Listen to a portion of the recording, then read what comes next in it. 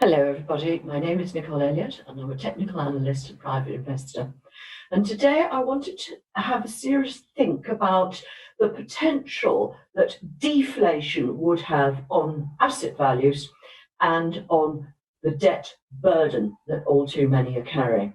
And the reason I'm thinking of this is that yesterday the Nationwide Building Society decided it was going to increase the deposit required from first-time buyers from 5% of the property they want to buy to 15%.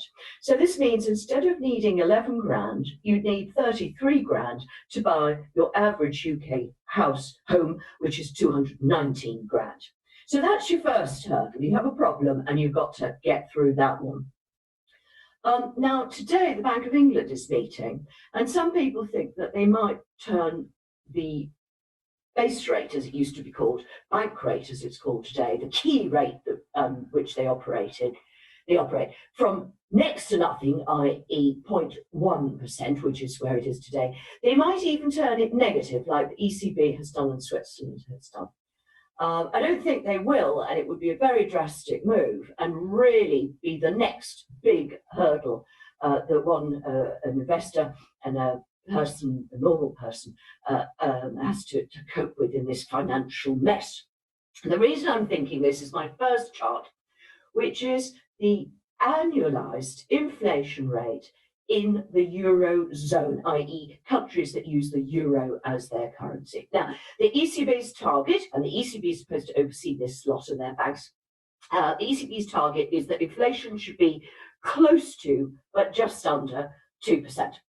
And as you can see from my chart, we haven't been close to most of the last decade, and we haven't been anywhere near it recently. And in fact, data out very recently shows that in the year to May 2020, inflation was running at 0.1%. So the same as the Bank of England's back rate. Great stuff. Another hurdle that we've got to get through.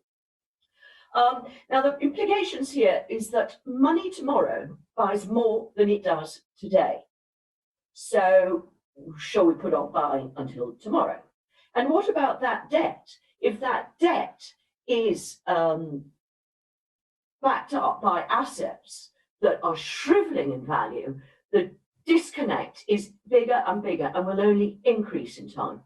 And thirdly, the chance of just doing away with debt, just getting rid of it, shrugging it all off. The easiest way to do that is inflation. We all know that. Governments have done it for millennia, well, not millennia, but, centuries, let's call it that way. So that's your next problem, in that you'll never shrink that debt. I mean, that debt will be, a tire around your neck for the rest of your life. Now, my second chart is the yield on a US 10-year Treasury note. Now, this is a weekly chart, and you can see that the trend is quite clearly to lower yields. Unsurprisingly, because for people who are struggling with negative interest rates, I mean, something like this, yielding 70-odd basis points, is manna from heaven for an investor.